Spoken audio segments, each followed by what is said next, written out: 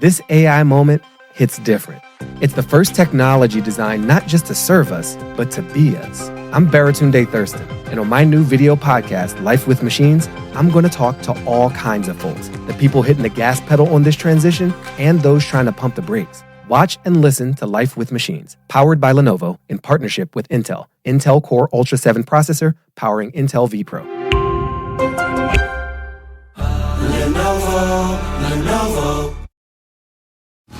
Now streaming on Hulu. This guy is an evil genius. He's the best serial killer that ever existed. He compared himself to Ted Bundy. The serial killer you don't know. Who is this guy? Pure evil. This is not just any killer. In his own words. Put my head right up to her ear and I said, you knew this was coming. The hit true crime series returns.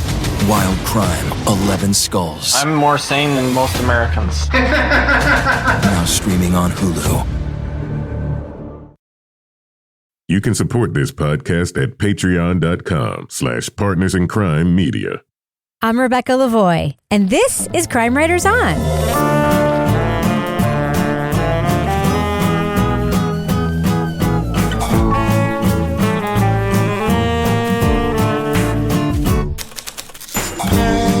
Crime Writers On is the original true crime review podcast that digs into true crime, pop culture, other podcasts. And on this episode, it's the most extreme haunted house attraction in America. But where is the line between entertainment and cruelty? We'll talk about the podcast Inside McKamey Manor. Joining me to get that done and more is true crime author, TV journalist, and host of These Are Their Stories podcast, my husband, a love of my life, Kevin Flynn. Hi, Kevin. Hello, Rebecca. Also Boom! Yeah. Oh, sorry. It didn't work. Didn't work? No, not this time. Extreme enough. Not Okay. this time. Also with us is private investigator, certified pet detective, resident cat lady, and author of The Final Curtain, Laura Bricker. Hi, Laura. Hey, Rebecca. I am not interested in any haunted houses, so Same. We'll see what happens with this review. I'm all set. And finally, our captain of all things cynical, author of the City Trilogy of Novel, host of Rip Current, Strange Arrivals, and our Patreon Deep Dive Book Club podcast host, Toby Ball. Hi, Toby. Hi, Rebecca. So, Kevin, this is Monday's program. What's coming up on Thursday's show? On Thursday, we're going to be talking about the podcast, The Man Who Calculated Death. Oh. The number is 42. Okay. So, Kevin, you know that I have a horrible, crippling fear of zombies. It's true. She does. Do you know why? It has, I think, something to do with an amusement park. It's a haunted house attraction. Oh. No. Oh, Yeah. okay. Yeah. So I'll just tell you quickly. When I was little, my parents were divorced. So my dad was like full on the weekend fun dad person. And so like every weekend, like we go to Action Park, for instance, or whatever. And so he used to take us to Great Adventure a lot. Great Adventure is a Six Flags park in New Jersey. It's where you're part of the fun. Yes, exactly. and they had a haunted house attraction there. And they did like a little performance thing a couple times a day where like all the actors would come out. And I was really little. I was like maybe like 6. I don't remember. But all the actors came out and they were like zombies, like in the Thriller video, sort of shambling toward the crowd or whatever.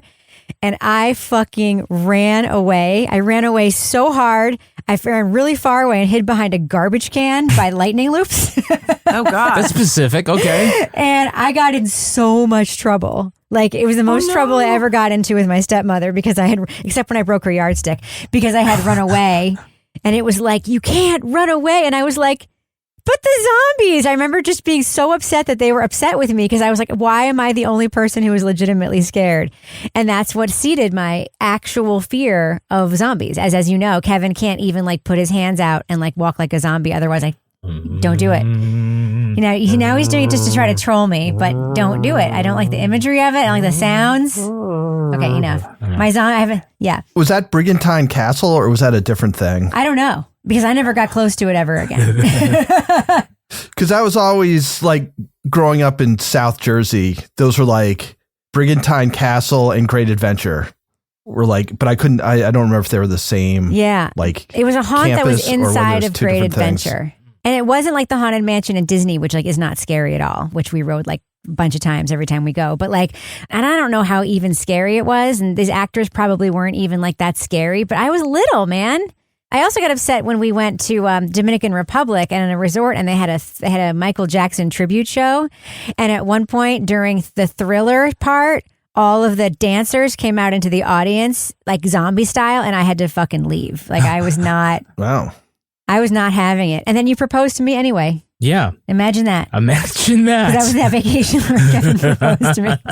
Did you say yes because you were frightened? Was it really? He got you when you were vulnerable. I was so vulnerable. He's like, she can't say no now because she's holding on to me for dear life and thinks I'm going to save her. Smear the zombies. So embarrassing.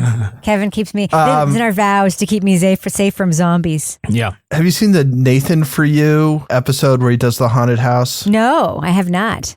All right. It's like this, but if it was like cringy and like a little bit funny. Okay. Mm-hmm. But it is the same kind of like taking the haunted house thing and trying to find out something that would actually be scary for somebody. Oh, okay. And then actually doing it. But instead of like torturing people nearly to death, it's just Nathan For You doing something that makes you want to crawl out of your skin. All I would need is the actual zombies that were probably already working in the haunted house. That would be like enough for me.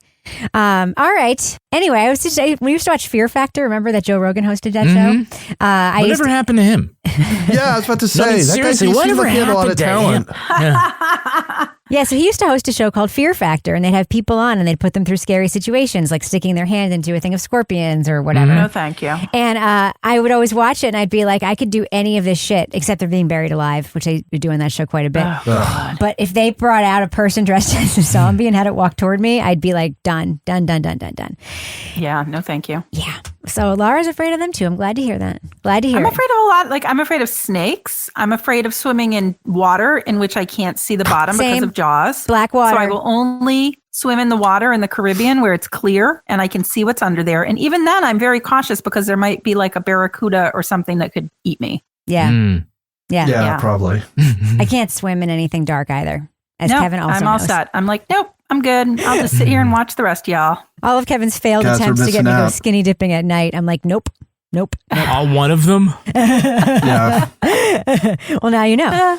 All right. Well, I just wanted you to take your clothes off. I didn't really care if you swam. It wasn't Yeah. seeing you naked that was scary, Kevin. It was the zombies and what's in the water. yeah, That's it was what the I keep sharks. telling the myself. sharks in Lake Winnipesaukee. Yeah, exactly. It's hard to come back from that. Yeah. All right. Well, we have a podcast that we do have to talk about, Let's right, do Toby? it. Oh, God. Let's I get guess. it done. Leading off. Let's talk about McKamey Manor. This is newly leaked footage from inside of McKamey. As you guys know, a couple years ago, McKamey Manor was the most extreme haunted house you could go. This is a deep dive into the world's most controversial haunted house. People are obsessed with McKamey Manor. San Diego's McKamey Manor drew fame as a boundary-breaking interactive haunted house. Not one filled with ghosts and goblins, but one where visitors are tied up, waterboarded, or buried alive.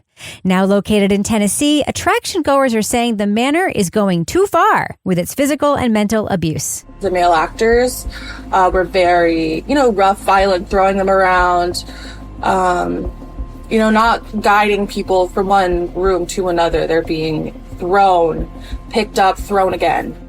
Owner Russ McKamey disagrees, pointing to its rabid online following for his no-charge extreme haunt experience. But its murky waiver forms, military-grade stress techniques, and intimidation of visitors who want to leave the haunted house now have the authorities wondering if this haunted house is actually a torture chamber. This office is responsible for protecting public interest, including enforcing consumer protection laws in Tennessee. I'm writing to express serious concerns about McKamey Manor, the extreme haunted attraction you operate in Summertown, Tennessee. In the podcast Inside McKamey Manor from Always True Crime, host Elizabeth McCafferty explores the controversial scare attraction, why people are drawn to it, and why it's still in operation. She also talks to a variety of experts with insight into various aspects of the horror experience. Spoiler alert, we're going to be talking about plot points from Inside McKamey Manor. So if you want to remain spoiler-free, go to the estimated time code in our show notes for our thumbs up or thumbs down reviews. Okay, so Toby, I have a question for you. At the beginning of every episode of this podcast, when I started episode 1, I was very hopeful because there's this great sound thing before the first ad break, which is like, we'll be opening the doors to McKamey Manor in just a few moments. And I'm like, ooh, we're actually going to hear video or audio or something, be in, understand what this place is like.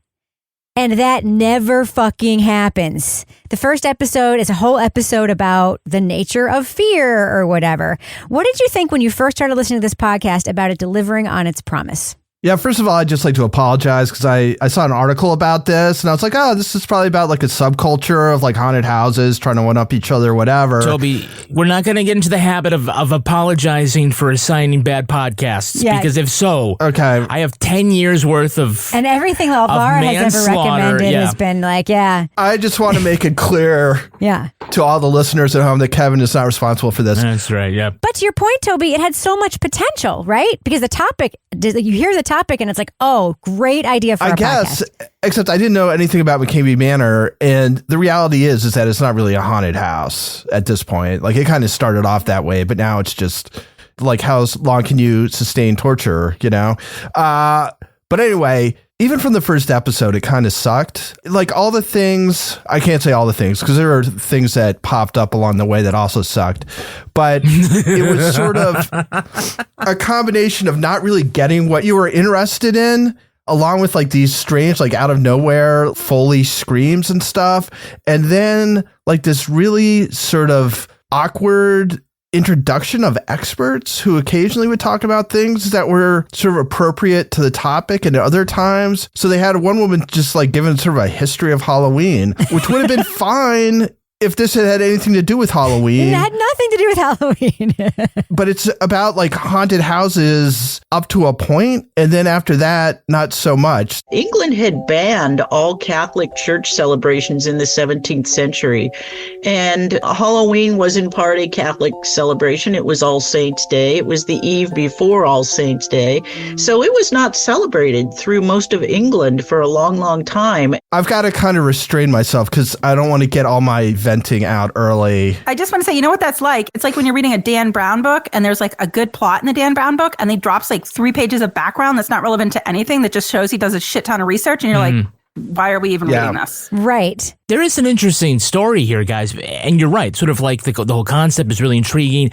And Hulu did a documentary last year about it. It's just like in this podcast, there's just not really enough original reporting on this business. I'm kind of like, putting business in quotes because I don't know, they don't charge people or whatever, which is kind of weird. It kind of hints at some sort of ulterior creepy motive for never people. Explained. But right, there just isn't like enough original reporting here to sort of warrant a full podcast season on this. And we don't hear from nearly enough people who have been inside McKamey Manor. You're absolutely right. There's all these people on the periphery of these issues.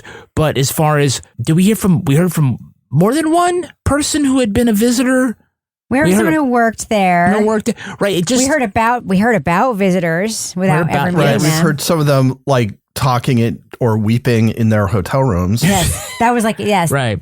I mean, I have a theory, but, we can just move along. We'll get to your theory. Yeah, okay. Well, you could just go on the fucking YouTube and look it up if you really wanted to see some more information about it and at least have some images to go with it. Which I don't want to. Right. I don't want to either, but I'm just saying.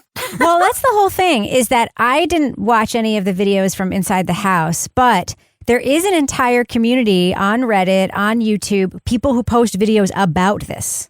And they have sound and they have stuff and they really talk about like what it's like in the place. And Laura, I finished this thing and I had no idea. I have no idea what it feels like, what it smells like, what it looks like, how it's constructed. Like, it feels so clinical, this whole thing. And every time you'd feel like you were getting somewhere, they would trot out a new expert and play endless tape of that person talking, right? Yeah, absolutely. I'm like, okay, so I know it's at his house. It's like a nondescript house. I know they waterboard people in Blackwater. I know you have to sign like a crazy waiver to get in. I know. Or a weaver? What is misspelled? A weaver. You have to sign a weaver to get in. And they're like, but nothing can be revealed and like blah, blah, blah. And I'm like, okay, but yet at the same time, so we don't know anything about what happens in the house, but we know that if you're into pegging, and some other BDSM shit that you need a fucking safe word. Ouch! Ouch! Ouch! That's my safe word. Ouch! My safe word is please stop fucking doing that. What is it, cauliflower? What was it? Oh my God. I never thought I'd hear Laura say pegging on this podcast. But I'm surprised it's taken this long. I have to tell you a quick story. A friend of mine who was also experiencing the online dating world was out on a first date and was like just sitting there like eating their salad. And the other party in the discussion was like, just kind of like, so what do you think about pegging? Are you into it? And this person was like, what the fuck? And I'm like, what'd you do? I just ate my salad. Yeah, that's not a first date conversation for sure. Apparently, yeah, first date conversation and haunted house conversation now involves pegging. All right. So, Kevin, you do have a theory about why we never hear any tape from anything related to the actual haunted house in the podcast. I don't agree with your theory, but you have one. Do you want to go ahead and talk about it? Well, we learned there's, hundreds of hours online of McKamey Manor, but we never hear any audio from any of that. I think maybe one exception. Now, I suspect part of the problem with the news gathering has to do with clearance rights, because when they have their clearance lawyer listed in the credits at the end of the podcast, you realize they have a big influence on the editorial. So what ends up happening is this becomes all tell and no show. We have heard tons of podcasts in the last 10 years about cultists and scam artists and all their stuff on YouTube, and they just play the YouTube and they report on it. And the Hulu film was filled with disturbing clips, right? I took a quick look at this. I said, this is going to be an issue. And I think that this might be a cultural conceit here. I mean, in the U.S., there is a copyright distinction between commercial use and journalistic use. And I don't know if this is a British conceit, but, it seemed like we can't have somebody sign a waiver giving us usage Why do you keep of this. saying waiver? Because waiver was spelled wrong on the paperwork. You remember that? That's right. The lawyer pointed it out. So I just feel like that's one. I mean, I think that ends up being a huge roadblock to doing an audio podcast. But that is just one flaw in a deeply flawed podcast But I have a question series. about that, okay? Mm-hmm. So I actually did work on a podcast with a British team, and the clearance stuff was insane. And and it was about reality TV, and they would not use any clips from reality. Okay. Well, even there you the go. shows they were talking about, right? Which if you're reporting and doing commentary, you can. You absolutely can use short clips of stuff. Anyway, this is what I wondered though. We also hear that she went through this like trauma training to like test her fear and stuff. We never hear any tape of that either. All we hear about is someone talking about it, so she visits other haunts. She talks to people. And I'm not saying I want to hear torture. I don't. I just want to get a sense of something, like absolutely something. And the reporter herself tells us that she has done things, and we never hear any of it. Instead, we hear the same interview tape over and over again. Like the woman who used to work there who had lifeguard training, they played that whole interview twice in the podcast. And then I was seeing people come out just shaking uncontrollably. They were so cold. And people had, one guy, it looked like his nose was broken. It was swollen, purple. Another gentleman had burst a blood vessel in his eye, and that was full of blood. And they didn't train me how to deal with that kind of stuff as a high school lifeguard. You also heard that interview twice, right? It wasn't my imagination. I heard a bunch of things twice. But the entire sequence, not just a repeated sound, but I thought I was listening. I said, I'm listening to the same episode. Yeah. I'm in the wrong spot. Yeah. No, I was doing that. I was like, wait, what episode is this? There we go. Because I thought maybe I just, fucked up. But yeah, I've never experienced this. In some ways, I was like, are they trying to make these all listenable as a standalone if people want to? So they feel like they have to replay tape so that they're constantly giving these long introductions to people who are like, yeah, I know who Mercedes is. She was 15. Thank God she did that babysitter first aid CPR course. No, it's lifeguarding. No, they offer that at my local hospital. People are always talking about it. Hey, she's a lifeguard. Come on, she saved lives. She's sort of the one interesting character, I guess, or one interesting person they talk to, because she starts off and she's so young, but she starts off when she's 14 or 15. And because she's taken lifeguarding, she gets made their chief medical officer. And then she ends up talking about it's people are coming out with bloody noses and scrapes and bruises and stuff. She's like, I could kind of deal with that stuff, but it was the mental stuff when people are just in fugue states or having psychotic breaks. And I'm just like talking to him like I'm talking to you right now, just like trying to be like, it's okay, it's all right. You know, she's a sophomore or junior in high school. See, there's good stuff here, right? Yeah. All these adult men running around. So anyway, maybe they could have focused more on her. I don't know. And she kind of stuck around with it for a while, right? Yeah. And then she's like this young woman with all these like somewhat older, like former military guys, one of whom is grooming her. And then they try and run her through the house and they're like waterboarding her and stuff. I mean, it's fucking insane. She talks kind of lucidly about it, given how traumatic the whole thing must have been. But I felt bad for her. I mean, she was clearly exploited by them. I mean, she was a volunteer the whole time, I think. She was trying to get points for her like college admission by like having volunteer work on her like resume. Yeah. Yeah. Super nuts. Super. But hopefully you didn't have a video essay. But you're right. It just feels like it feels like they just didn't have it. If they had it, they wouldn't have used it in the podcast. Yeah, I'll tell you that. You know what? They didn't have to pay for this. But you get what you pay for, right, Kevin? Oh, no. Laura stole my... Does that mean we're in the business section? I guess we're in the business section. Laura, you want to take it from here and talk about Patreon? You get what you pay for. And when you pay for the crime writers on Patreon, you get some solid... amazing content. Worth. Unlike this garbage that we listened to this week that was not good content. No, I'm just kidding. I shouldn't say garbage. That was mean. No, it was garbage. It was a heap of garbage. Yeah. Go ahead, Kevin. Yeah. So, of course, like, you know, they'll let you go for free through this really awful haunted house, but we will charge you $5 for the privilege of getting over 600 exclusive podcast episodes for things like the Crime Writers on After Show. This week on the After Show, no, we're not going to talk about haunted houses, but if we ever did, that would have been the moment. Instead, we're going to talk a little bit about Christmas and Christmas trees. We are. Does that sound lame? It kind of does when I say it out loud. I have some information to report on my Christmas tree, so I'm pretty excited about this. Kevin does too. This is the kind of Kevin content. emptied his retirement account to buy our Christmas tree. Yes. We want to hear about Christmas trees and pegging, apparently. And not pegging with Christmas trees. No. That's out. If you're into it, though, that's pegging on. with a Christmas tree? Listen, if you're into it, no shame. Yeah. We're not gonna Christmas tree pegging shame people. No, we're not gonna yuck your yum. But other great things you can get is the Readathon, which is Rebecca's exclusive podcast about the Karen Reed case. We have Married with Podcast, in which I dispense relationship advice. Just you. And Rebecca disagrees with me. Yes. We also have a great podcast from Laura Bricker. It's called the Leave It to Bricker podcast. The last time Laura Bricker went skiing, but where did you ski? I skied in a mall. And on my next podcast, I am also going to a mall to a holiday cat show.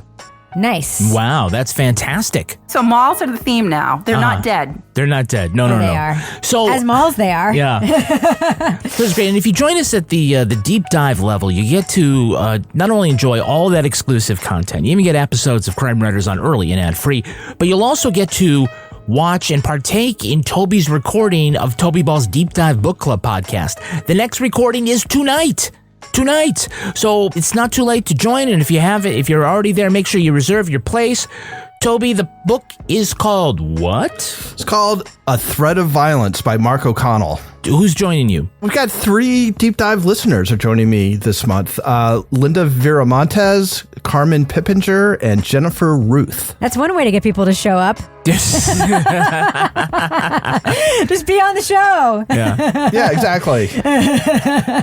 And lastly, for our patrons, we want to remind you, hey, it's that time of year, and we're going to have our annual CWO Patreon virtual holiday party. Nice. So it's going to be December 18th, 8 p.m. Eastern Time. And please join us. We usually ask you to bring your favorite beverage. It's sometimes you bring eggnog or a local brew or some fantastic cocktail. Seltzer. We have people all around the world, so time zones are different. We have our friends in Australia and New Zealand come on with their morning coffee. So we've got all sorts of new things that we can show you, hopefully. And so we'd love for you to join us. All right, Kevin. Does that end our business section? Well, I didn't get a chance to fucking waterboard anybody, but yes. All right, go ahead and fade that music out right now.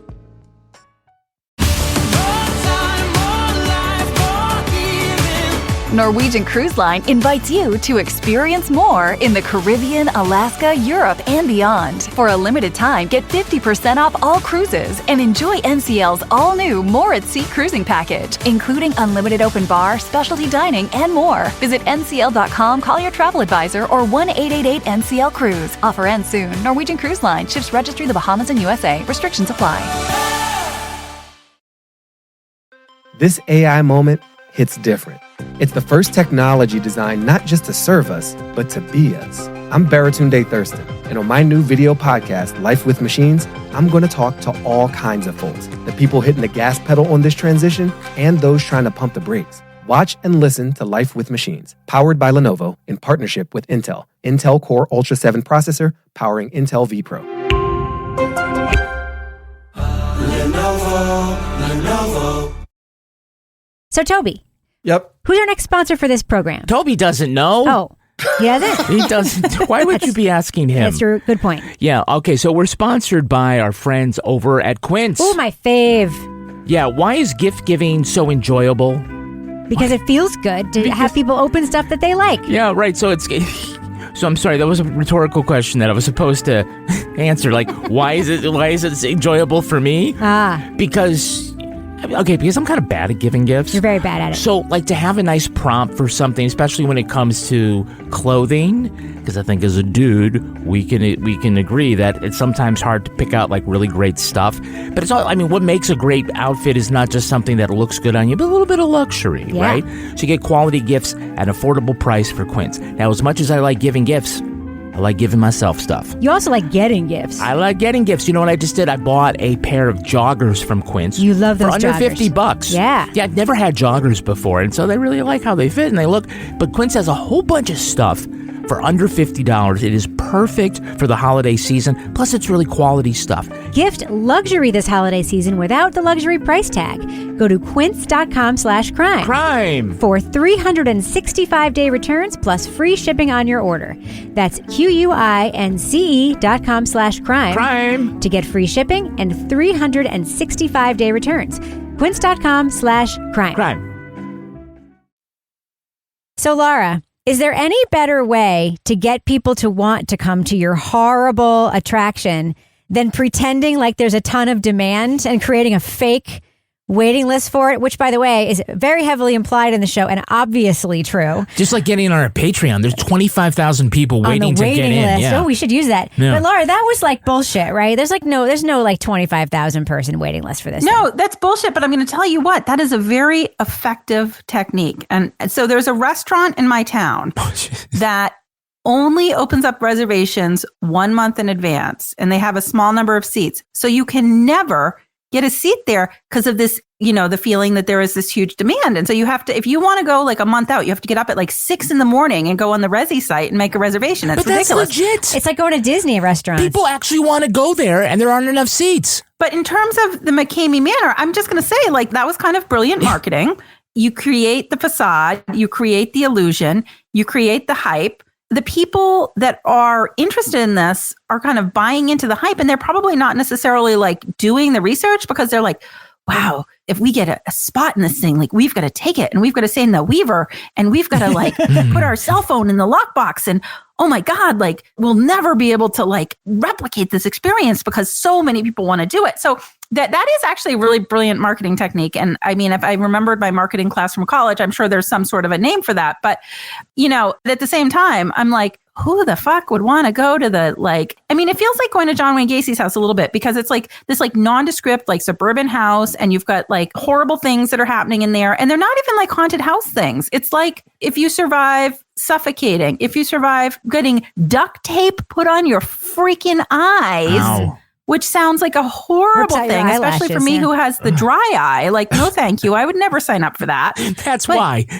That's why I would never sign up because I have the dry eye and I would not be going to this haunted house. But I'm just saying, like, all these things that they're listing. It's I love like Laura's hot takes. Yeah, that's right. Play havoc with my pores. Yeah, I mean, I will tell you, strip my face. My doctor. Speaking of me and Toby's foot issues, my doctor recently told me this like wives' tale that I'm going to try about warts, that if you put duct tape on a wart, that will actually like suffocate your wart and take it away. Oh, Okay. Maybe McKamey Manor could be I don't know. I don't have warts on my feet, Laura.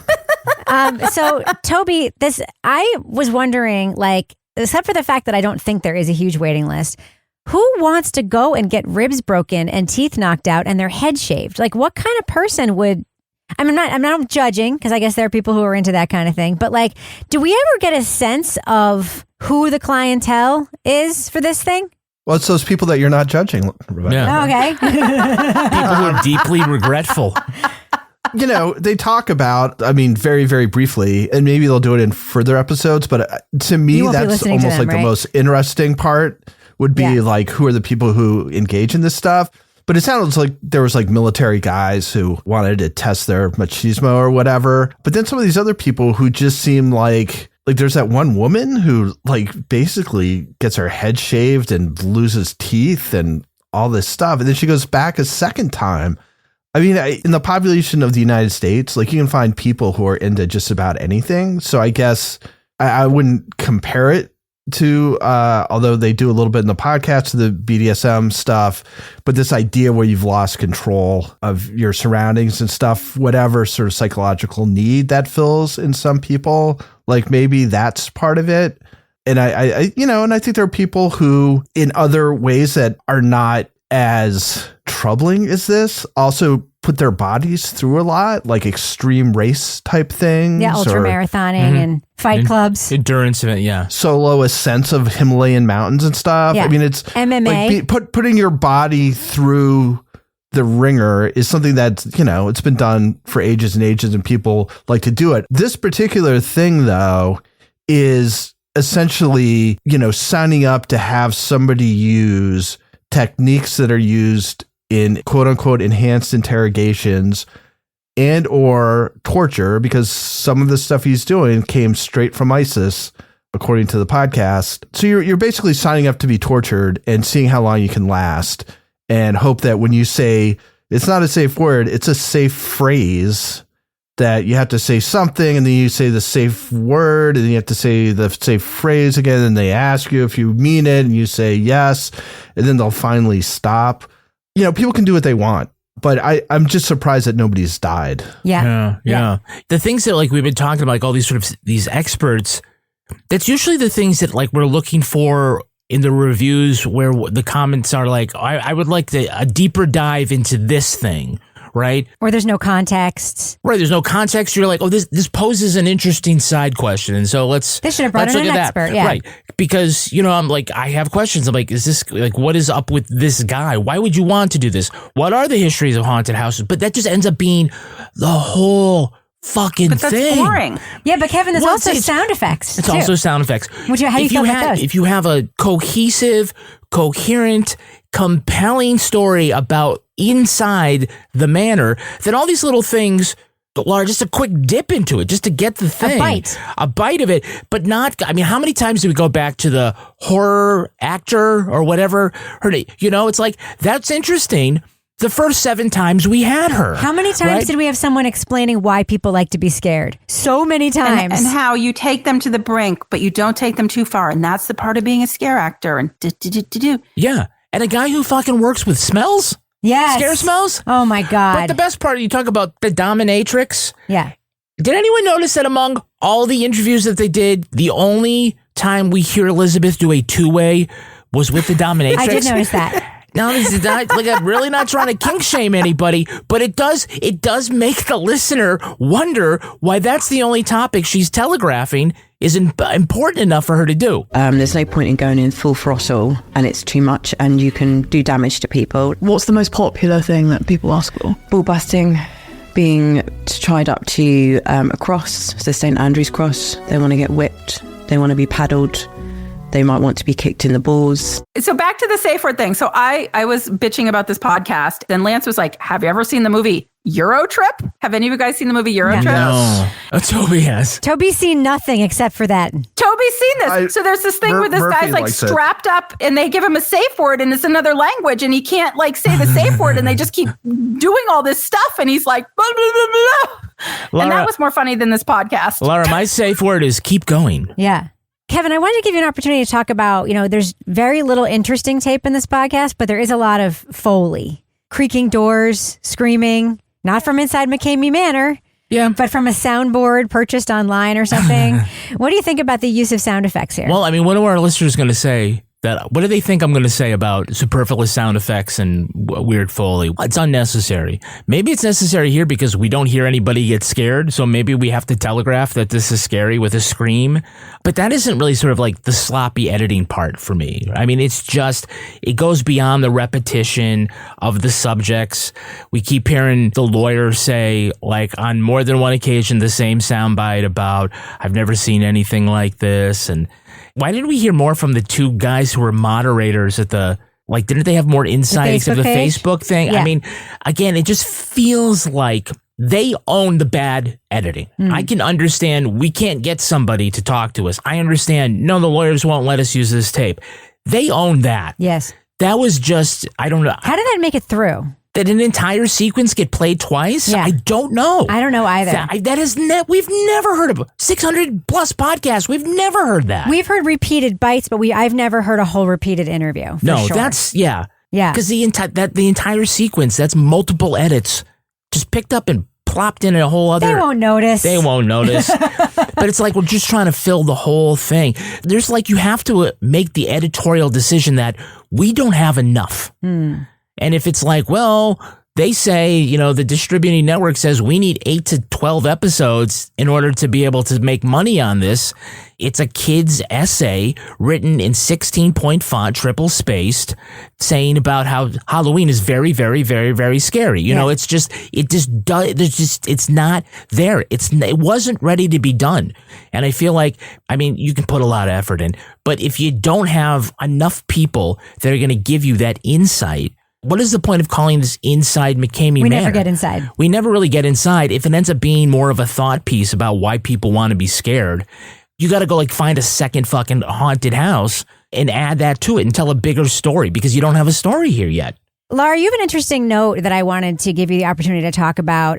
Toby mentioned some of the torture stuff going on in the house and said that they attributed it, the podcast said it was like what ISIS does, but it's really like also what the CIA does. Right. But they also really lean on this idea that it's Russ's military background that sort of drove him to this. What did you think of that assumption/statement in the podcast? I didn't like how they were sort of leaning on what I'm going to say is like a stereotype of a military veteran. Like, oh, it's a crazy veteran and he's going to knock shit up and he's got PTSD. And I felt like that was not a very nuanced or even I just felt like I didn't like the way that they leaned on that without looking into it further in terms of, Russ had that background and he was hiring people in that area, but there's more to it than just the surface level description that they gave it. And I think kind of leaning into it well, this guy is a military veteran. He has a passion for horror. And then when they're leaning into also doing waterboarding and all this shit, I'm like, okay, so if that is the context under which you're examining McKamey Manor, let's get a little bit more information about that. Bring in some more experts to talk about that, or at least somebody else to commentate on that and bring something to that aside from just sort of the blanket approach of this is explaining why this is happening, because I don't think that's fair. And I don't think that was a particularly responsible way to approach that. Well, they never talked to him, so they can't assess that or not, right? So they're just sort of making this assumption, this is why he's doing this. Okay, cool. What's the rest of the story? Toby, it looked like you had something that you wanted to say a little bit ago. What was that? Well, it felt to me like these are kind of like the people who had been bad actors at Abu Ghraib, right? I mean, it seems like it's got a similar kind of, in that it's they've been trained in how to do this stuff, but 99.999% of the people have no interest in doing it, and for whatever reason, these are the ones who do and are like, oh shit, man, we can now do this legally to random people who sign up to get it done. The one thing I thought was kind of interesting, and they don't really go in any direction with this, I didn't think, but it seems to me that there's a very different thing between trying to scare people in a haunted house environment where nothing bad is really going to happen to you, So it's really being creative in how you create an environment, and that evokes a certain kind of fear, right? It's sort of a thrilling, like you're watching a horror movie or whatever. What this thing is, it feels just like a completely different thing, which is I'm afraid of the pain that I'm about to receive, right? I'm afraid that I might die. And that seems to be like a completely different thing. It's like you're after two completely different responses. And that was why it's not really a haunted house, right? It's an endurance exercise. And it really has nothing to do with creativity or creating a scene. I mean, they do talk a little bit about, like, I don't think they've even set anything up. Like, you're just going to the backyard and you're being waterboarded and tied up in chains and put into a ice cream freezer filled with yucky water or whatever. When they say it's like the world's scariest haunted house, it's not really a haunted house. It's also not a manor, by the way. It's not a manor. It's not a stately manor. So it's just the sort of framing of it seems weird, and it also seems to take away sort of what the essential aspect of this is, which is you show up and you're going to be subjected to warlike interrogation techniques. You're not going to have zombies chasing you around or like bats dropping out of the ceiling or whatever. So anyway, just another freaking disappointment about this. This AI moment hits different. It's the first technology designed not just to serve us, but to be us. I'm Baratunde Thurston, and on my new video podcast, Life with Machines, I'm going to talk to all kinds of folks, the people hitting the gas pedal on this transition and those trying to pump the brakes. Watch and listen to Life with Machines, powered by Lenovo in partnership with Intel. Intel Core Ultra 7 processor powering Intel V Pro. Lenovo.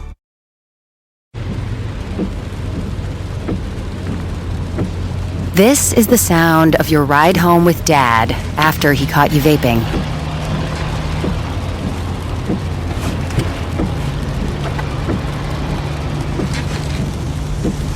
Awkward, isn't it?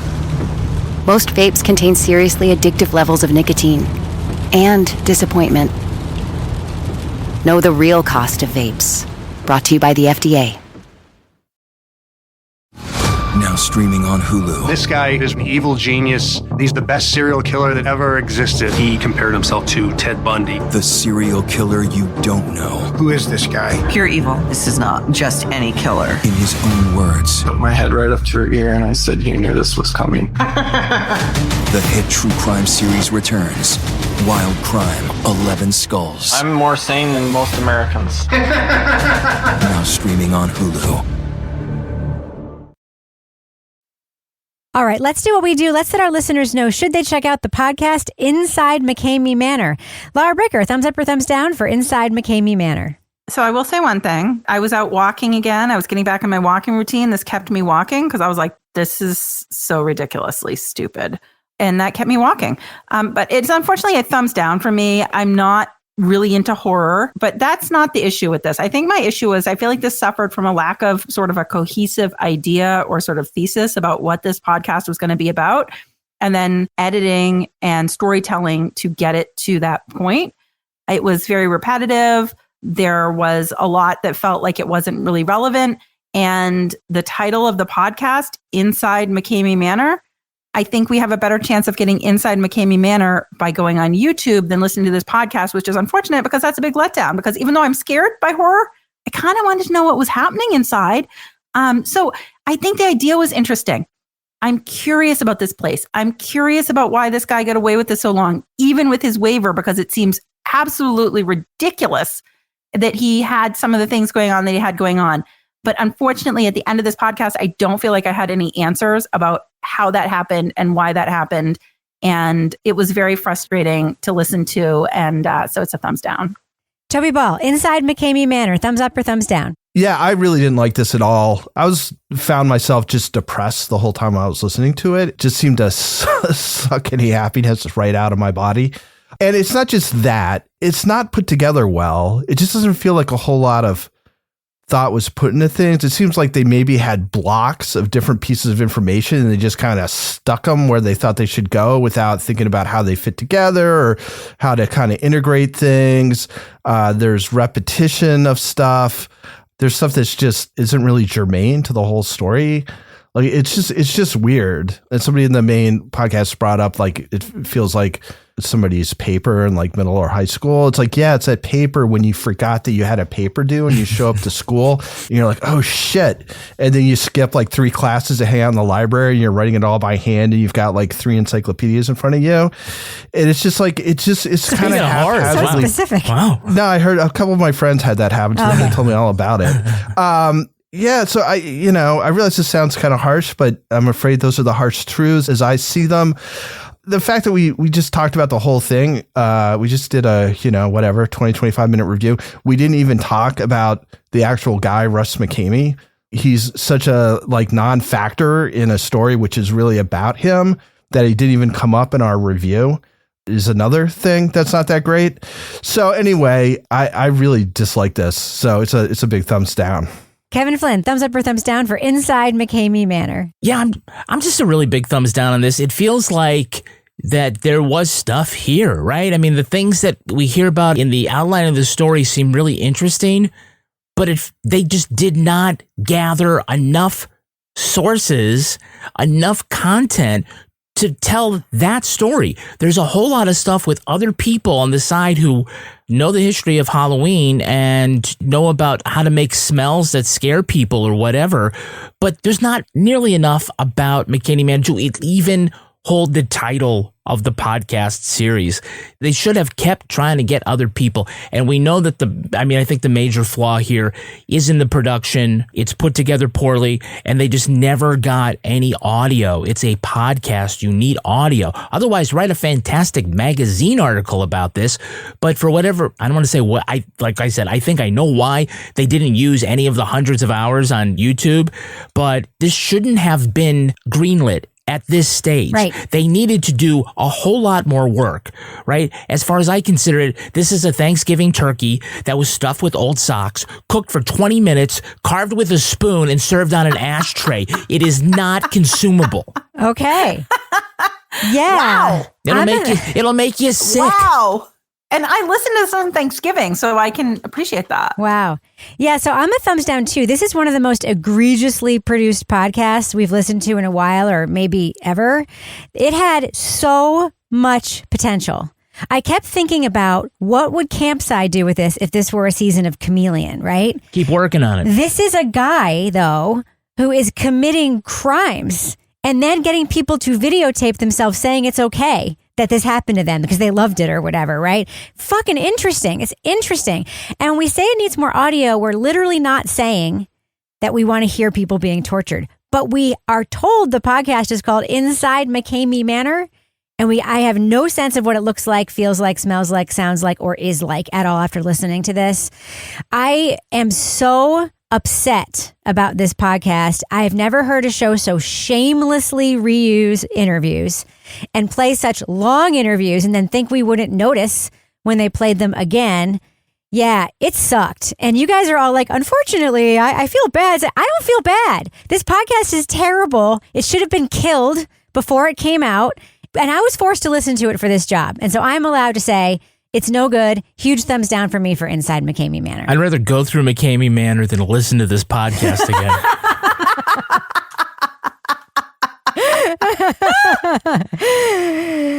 Now it's time for my favorite part of the podcast, a little something I like to call the Crime of the Week. A man in southeastern China is in hot water over his obsession with a female live streamer.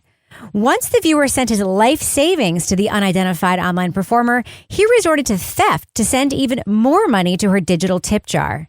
Police say he used his position in his family's hardware business to steal copper and sell it to recycling centers. He had become so destitute, he resorted to eating nothing but plain steam buns. In China, live streamers aren't giving makeup tips or unboxing videos. They act as key opinion leaders, giving hot takes on the news that benefits government officials. Many make a living off of the tips and gifts sent by viewers, which are estimated to exceed $57 billion a year. Authorities say the man sent more than $500,000 to the influencer. More than half of that were proceeds from his thefts. When questioned about his obsession with the woman, he said, quote, "I didn't want to meet her. I just wanted to hear her call me brother." As in, oh, brother, you just spent all your money on a live streamer. So panel, we got to agree that you got to give the audience what they want, right? Like we're content creators. So panel, what would we do at the $500,000 Patreon level? Lara Bricker? Oh my God, what wouldn't we do? I would actually get inside McKamey Manor for a Leave It to Bricker episode, and I would take people along with me to experience that. I would go ski in a mall in Dubai because I've skied in a mall in New Jersey, and I might even invite you over for my tree trimming party to help decorate my Christmas tree. There's a lot we could do for that. Toby Ball, what would we do at the $500,000 Patreon level? I'd go ski in a mall with Lara for $500,000. It just sounds like Lara wants our listeners to send her on trips, is what it sounds like. Yeah, I mean, that's awesome. And I'll tell you all about them. Yeah, I'll go on an extensive trip in Europe and write postcards. Kevin Flynn. All right, you ready for this? Yeah. Lara Bricker's Pegging Palace. Oh! All right. Why not? Apparently. I was just going to say, I'll call you brother, but fuck that noise. Lara Bricker, if folks want to reach out to you on social media to find out if you ever are going to open that Pegging Palace, how can you be found online? I am at Lara Bricker on Instagram, and I've been on the Blue Sky, which I'm really loving. So come and see me there. And there will be no Pegging Palace at my house. No, thank you. But there might be a cat palace. That's all you're going to get. Toby Ball, how can folks find you online? You can find me on Blue Sky at Toby Ball and H. Kevin Flynn? Yeah, I'm at Kevin P. Flynn. Yeah, I'm Reb Lavoie everywhere, including Blue Sky, Twitter. P stands for pegging, by the way. Instagram, all those places. I love Blue Sky too, by the way. I encourage you, though, to join our incredible group in our official Crime Writers on Facebook discussion group. People there are so rad. Just go to our regular Facebook page, hit join the group. We'll let you in if you can literally name any one of the four of us. Get episodes early and ad-free at patreon.com/Partners in Crime Media. You'll also get the whole other cornucopia of things we make back there. Our theme song was composed and performed by Tyler Gibbons. Our editor is the terrific Livy Burdett. The executive producer of this show is Kevin. This show was recorded in Studio C, the closet in our New Hampshire basement, where you also have to sign a waiver saying we can do whatever we want to you.